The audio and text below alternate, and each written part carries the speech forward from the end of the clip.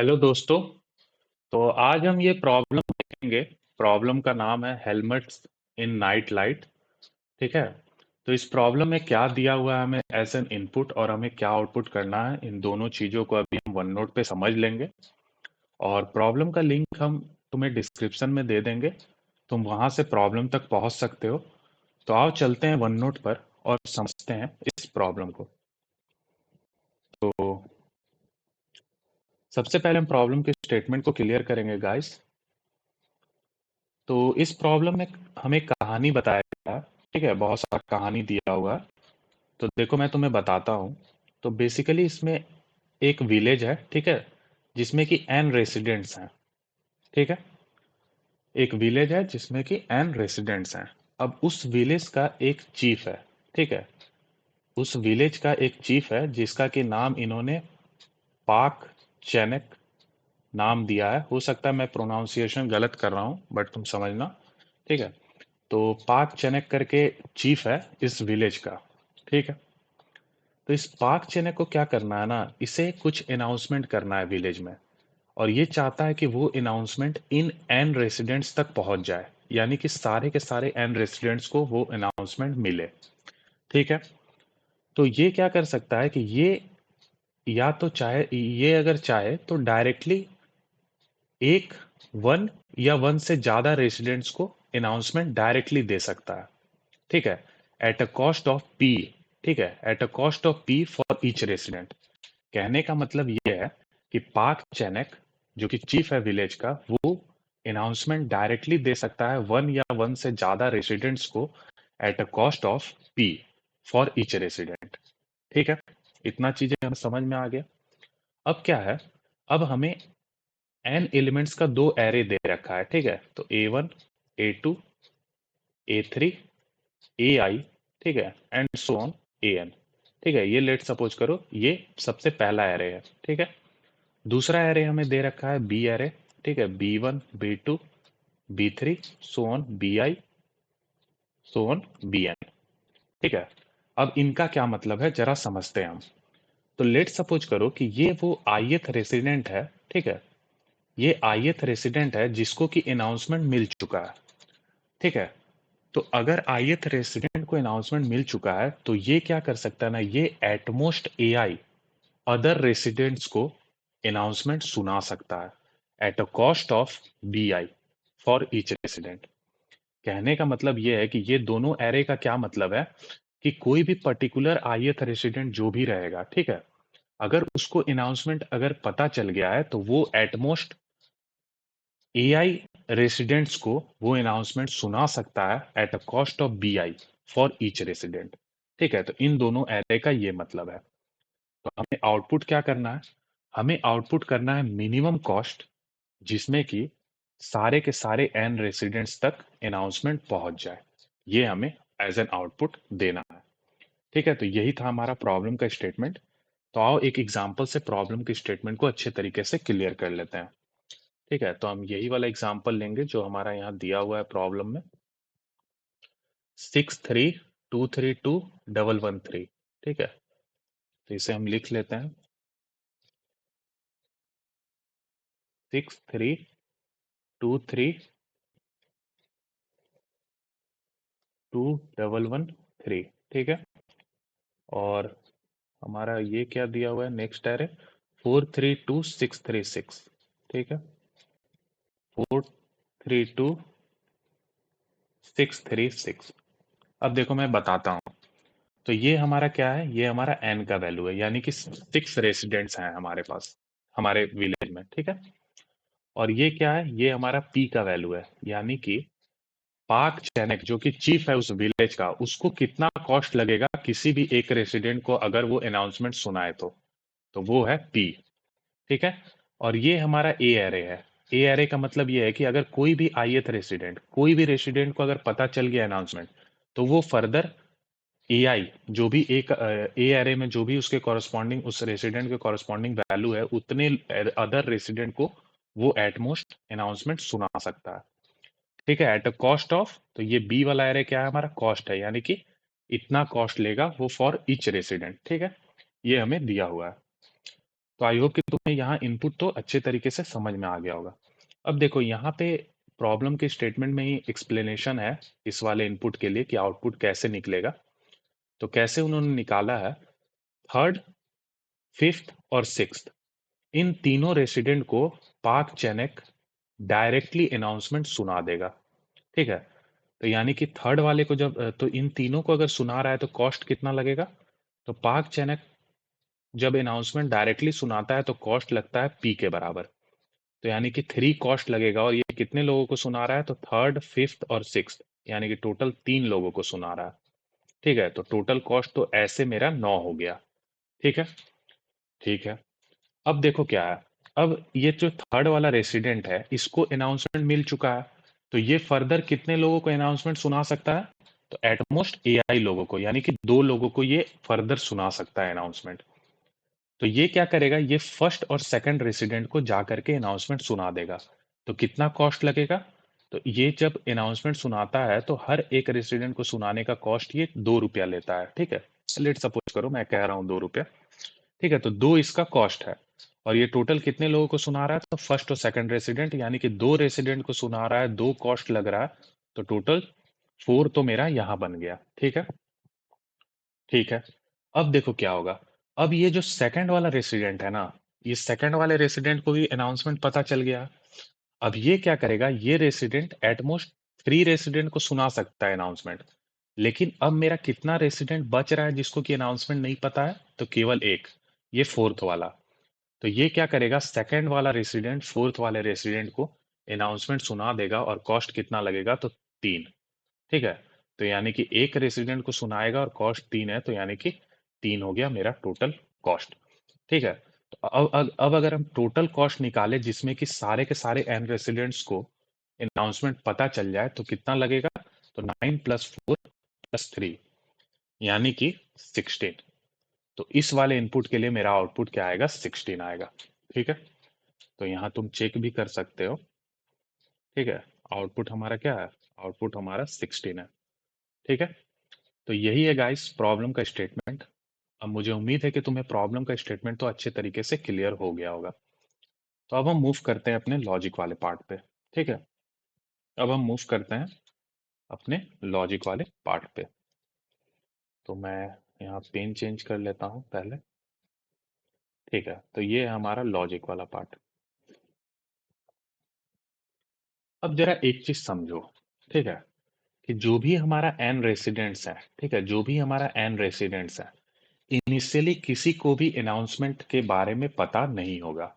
ठीक है, तो इतना तो फिक्स है कि जो पाक चैनक, जो कि लीडर है, जो कि चीफ है विलेज का, वो कम से कम एक पर्सन को तो इनिशियली सुनाएगा ही सुनाएगा अनाउंसमेंट। ठीक है, इतना तो हम एग्री करते हैं। तो यानी कि फिक्स है कि ये पाक चैनक जो लीडर है, जो चीफ है, वो एक पर्सन को तो अनाउंसमेंट सुनाएगा। अब मुझे क्या निकालना है कि एन रेसिडेंट्स को अनाउंसमेंट हम सुना दें और मेरा कॉस्ट क्या लगे, कॉस्ट मेरा मिनिमम लगे। तो तुम मेरे को एक बात बताओ। ठीक है, तुम मेरे को एक बात बताना, पहले मैं एक चीज लिख लेता हूँ। ये हमारा ए वाला एरे था। ठीक है, A3 and so on AI and so on AN। ठीक है, और ये मेरा बी वाला एरे है, B1 B2 B3 so on BI so on BN। ठीक है, तो मुझे पता है कि पाक चैनक एक बंदे को तो अनाउंसमेंट सुना दिया। तो तुम ये बताओ कि ये किस बंदे को अनाउंसमेंट सुनाना प्रीफर करेगा, इसको, जबकि ये चीज पता है कि मुझे मिनिमम कॉस्ट निकालना है। ठीक है, अगर मिनिमम कॉस्ट निकालना है तो ये किस बंदे को जा करके अनाउंसमेंट सुनाएगा, तो देखो, ये उस बंदे को अनाउंसमेंट सुनाएगा जिसका कि ये जो बीआई, जो B1 B2 B3, जो बीआई का वैल्यू है ना, जिसका बीआई का वैल्यू कम होगा, ये उस बंदे को जा करके अनाउंसमेंट सुनाएगा। क्यों, लेट सपोज, देखो अब तुम लेट सपोज करो ये वाला वैल्यू मेरा सबसे स्मॉल है अमोंग ऑल बी के वैल्यू में। जितना भी बीआई का वैल्यू है सारे में सबसे छोटा, लेट सपोज करो ये बीआई वाला ही वैल्यू है। ठीक है, तो अगर ये पाक चैनक इसको अनाउंसमेंट सुनाएगा तो इससे ये फायदा होगा कि ये फर्दर एआई पीपल को अनाउंसमेंट डिलीवर कर सकता है। तो ये जो फर्दर एआई पीपल को अनाउंसमेंट डिलीवर करेगा ना, ये इंश्योर करेगा कि इस जो आगे के एआई पीपल है उनको ये मिनिमम कॉस्ट में सुनाए अनाउंसमेंट। समझ रहे हो? यही फायदा है। यानी कि पाक चैनक जिसको अनाउंसमेंट सुनाना प्रीफर करेगा सबसे पहले वो बंदा रहेगा जिसका कि क्या हो, बीआई का वैल्यू कम हो। बीआई का वैल्यू कम होने का मतलब ये है कि ये फर्दर आगे जिस भी पर्सन को सुनाएगा वो कम कॉस्ट में सुनाएगा, क्योंकि सबसे कम इसी का वैल्यू है बीआई का। समझ रहे हो? फर्दर फिर मान लो, लेट सपोज करो, फिर किसी एक पर्सन को हमें सुनाना है तो बीआई से जो जस्ट बड़ा रहेगा ना, उस वाले पर्सन को फिर फर्दर अनाउंसमेंट सुनाया जाएगा।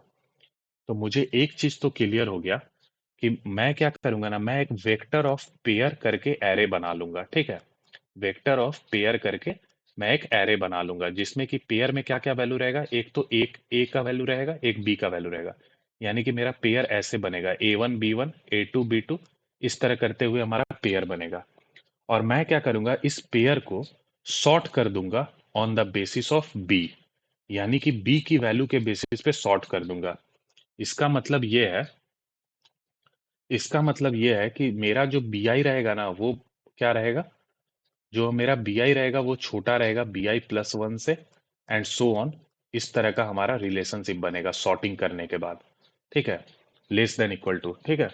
अब इससे मेरा फायदा क्या हो जाएगा, इससे मेरा फायदा ये होगा कि पाक जनक सबसे पहले जो सबसे पहला वैल्यू रहेगा ना, उसी को जो है जा करके, उसी बंदे को जा करके वो अनाउंसमेंट सुनाएगा। और फर्दर फिर हम आगे बढ़ते चल जाएंगे और एन रेसिडेंट्स को अनाउंसमेंट सुना देंगे। और ये इंश्योर करेगा कि हमारा कॉस्ट क्या होगा, मिनिमम होगा, क्योंकि हमने बीआई के बेसिस पे सॉर्ट कर रखा है एरे को। समझ रहे हो? तो ये प्रॉब्लम हमारा ग्रीडी प्रॉब्लम था। क्यों ग्रीडी हम इसे कह रहे हैं? क्योंकि हम अपनी आवश्यकता के अनुसार चीजों को सोच रहे हैं। क्योंकि हमें मिनिमम कॉस्ट निकालना है तो हम अपना फायदा देख रहे हैं कि कैसे हम मिनिमम कॉस्ट निकालेंगे। तो वो मिनिमम कॉस्ट ऐसे निकलेगा कि पाक चैनक को कम से कम एक बंदे को तो शुरू में अनाउंसमेंट सुनाना था, क्योंकि किसी भी रेसिडेंट के पास वो अनाउंसमेंट था नहीं। तो ये उस बंदे को अनाउंसमेंट सुनाएगा जिसका कि जो कॉरस्पॉन्डिंग बीआई का वैल्यू रहेगा ना, वो कम हो। वो कम होने से ये फायदा है कि वो फर्दर वो बंदा एआई रेसिडेंट्स को वो अनाउंसमेंट सुनाएगा, तो वो जो सुनाएगा वो कम कॉस्ट में सुनाएगा, एंड सो ऑन। इसी तरह मूव करते चलेंगे तब तक जब तक कि मेरा सारे के सारे एंड रेसिडेंट तक अनाउंसमेंट पहुंच ना जाए। ठीक है? तो ये चीज इंपॉर्टेंट है कि हमें जो भी वेक्टर ऑफ पेयर हम बनाएंगे उसको हम सॉर्ट करेंगे इस कॉस्ट के बेसिस पे, ताकि हम जो इनिशियली सबसे पहला बंदा जो पार्क चैनल पिक करेगा, जिसको वो अनाउंसमेंट सुनाएगा, वो सबसे छोटा कॉस्ट वाला रहे। आई होप कि तुम्हें यहाँ तक तो लॉजिक भी क्लियर हो गया होगा। ठीक है? तो अब जैसा मैंने तुम्हें बताया है उसी तरह से आओ अब हम इसे कोड भी करते हैं। ठीक है? और एक पॉइंट और है जो कि हमें लास्ट में समझना है, तो वो मैं तुम्हें कोड के दौरान ही समझा दूंगा। ठीक है? तो सबसे पहले हम क्या करेंगे, एन और पी, ये हमारा दो वेरिएबल है। एक बार हम देख लेते हैं इनपुट का फॉर्मेट। तो सबसे पहले टेस्ट केस लेना है जो कि हमने ले रखा है, फिर हमें एन पी लेना है और फिर हमें ये वेक्टर लेना है। ठीक है? क्लियर है? ठीक है, तो एन पी सबसे पहले हम सीन कर लेते हैं। ठीक है? अब हम क्या करेंगे, वेक्टर ऑफ पेयर, जैसा कि हमने लॉजिक में डिस्कस किया है। ठीक है? तो वेक्टर ऑफ पेयर हम बना लेंगे। ठीक है? ये हमारा वेक्टर ऑफ पेयर बन गया। अब हम क्या करेंगे, ये सारे के सारे एन वैल्यू को इनपुट ले लेंगे। तो सबसे पहले हम क्या मिलेगा, हमें ए का वैल्यू मिलेगा। और हमें पता है कि हमें इस पूरे के पूरे वेक्टर और पेयर को किसके बेसिस पे सॉर्ट करना है, तो बी के वैल्यू के बेसिस पे सॉर्ट करना है। तो मैं क्या करूंगा ना, मैं वेक्टर ऑफ आई, ठीक है, मैं vector of I dot second को यहां सीन करूंगा। यानी कि मैं क्या कर रहा हूं ना, मैं सबसे पहले जो मेरा ए का वैल्यू है उसको मैं पेयर के सेकंड पार्ट में रख रहा हूँ। पेयर का मतलब है कि दो दो एलिमेंट हम रख रहे हैं। ठीक है? तो जो सेकंड वाला है ना उसमें हम ए की वैल्यू को रख रहे हैं। ऐसा करने से क्या फायदा होगा कि जब हम सॉर्ट करेंगे तो हम डायरेक्टली वेक्टर को सॉर्ट कर देंगे, हमें कंपैरेटर फंक्शन अलग से नहीं लिखना पड़ेगा। ठीक है?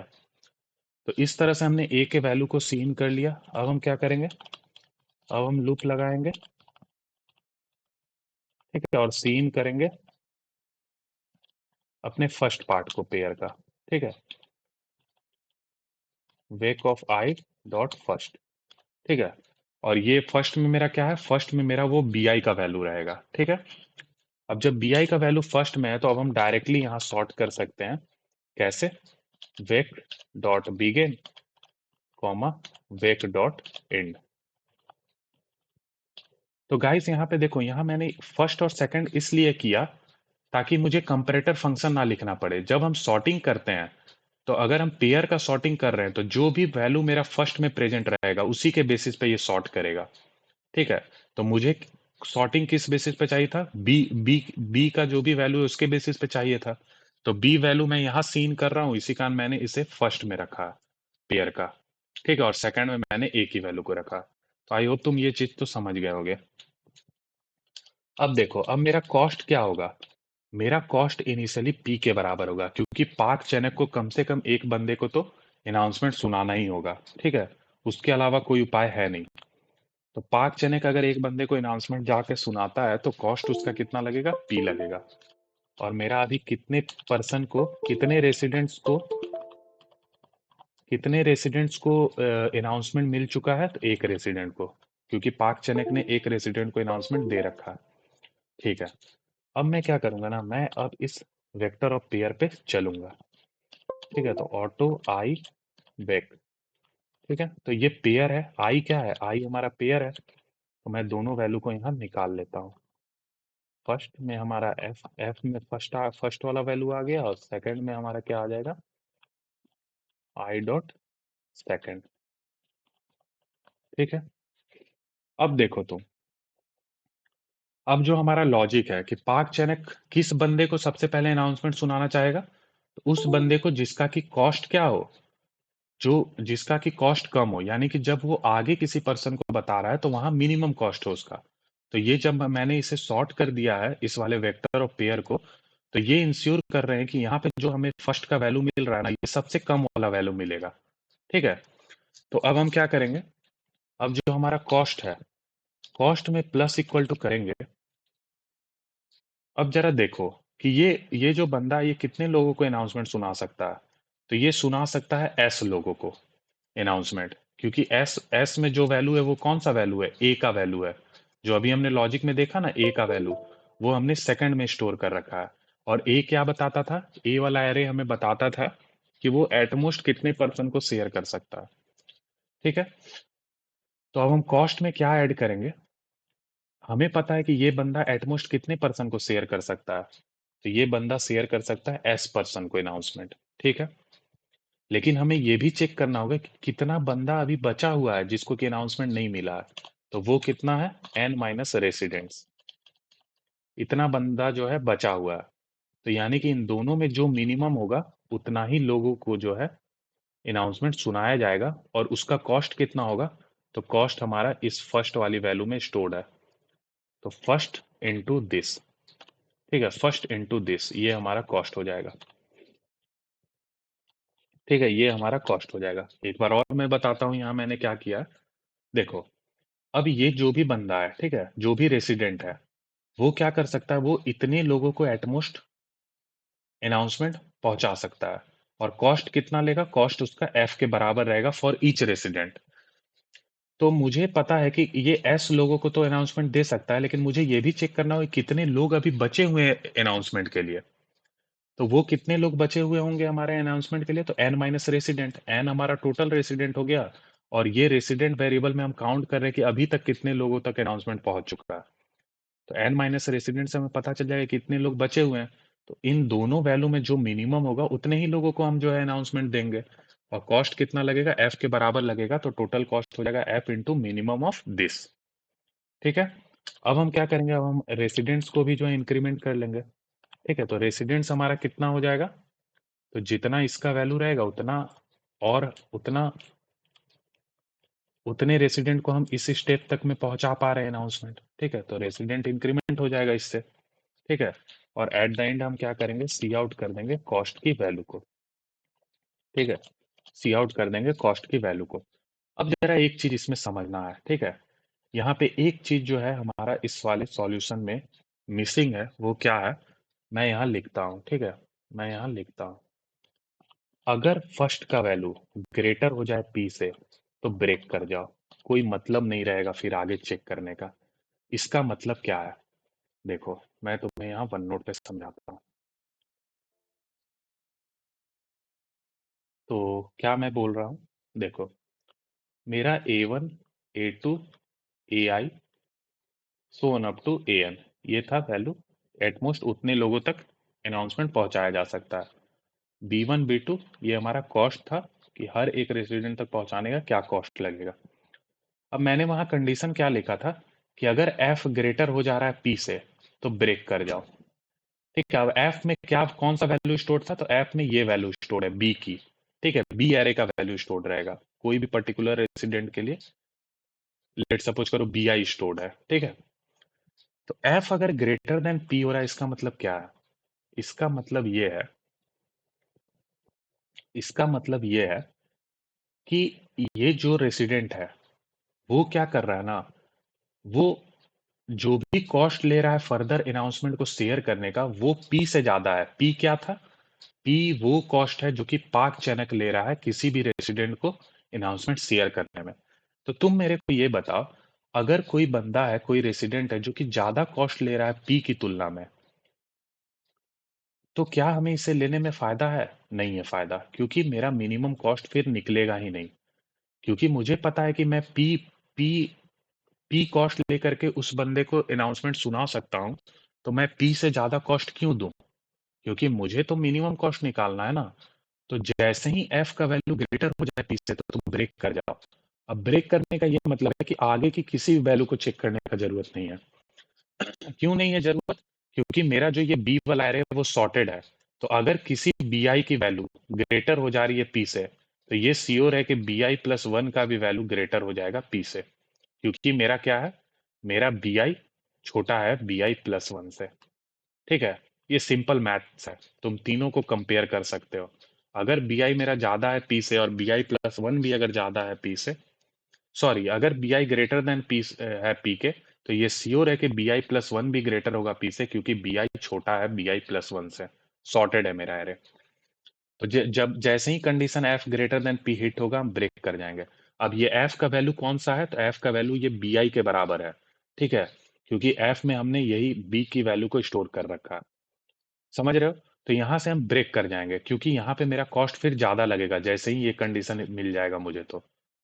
ठीक है, तो यहां से हम ब्रेक कर जाएंगे। अब एट द एंड हमें क्या करना होगा ना, एट द एंड हमें ये करना होगा कि आंसर, सॉरी आंसर नहीं, कॉस्ट प्लस इक्वल टू, हमें लास्ट में फिर से चेक करना होगा कि कितने लोग बचे रह गए हैं।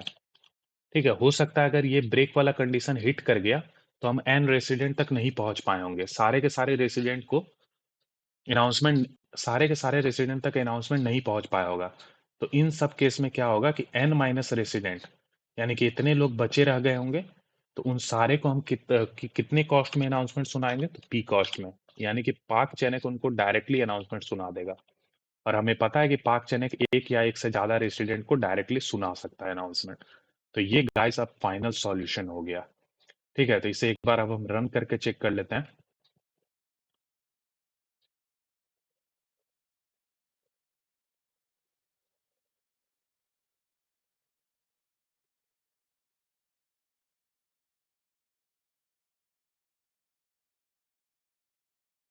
तो तुम देख सकते हो ये गिवन टेस्ट के पास कर गया। अब इसे एक बार हम सबमिट भी करके देख लेते हैं।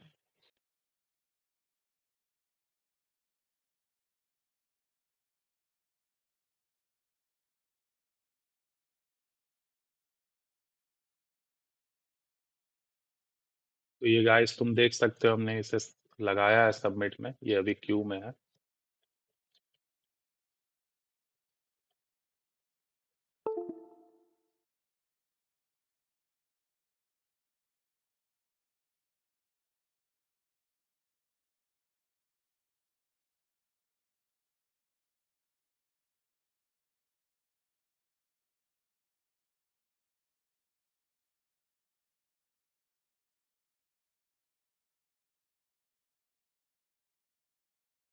तो गाइस ये काफी टाइम ले रहा है, तो मैं एक काम करूंगा, मैं इस सॉल्यूशन का लिंक जो है डिस्क्रिप्शन में दे दूंगा, तो वहां से सॉल्यूशन भी देख सकते हो।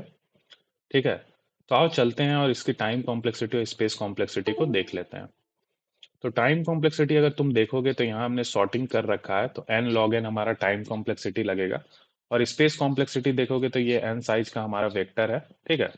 तो स्पेस कॉम्प्लेक्सिटी वर्स्ट केस में हमारा बिग ऑफ n लगेगा और time complexity big of n log n लगेगा। और ये दोनों ही फॉर ईच टेस्ट केस लगेगा, ठीक है, क्योंकि हर टेस्ट केस के लिए हम ये सॉल्व फंक्शन कॉल कर रहे हैं। तो हर सॉल्व फंक्शन के कॉल पे हमारा n log n time complexity और big of n space complexity लग रहा है। तो गाइस अगर तुम्हारा कुछ भी डाउट रह गया होगा तो तुम कमेंट कर देना, ठीक है। और यार अगर वीडियो अच्छा लगे तो वीडियो को लाइक करो, चैनल को सब्सक्राइब करो। So thank you guys.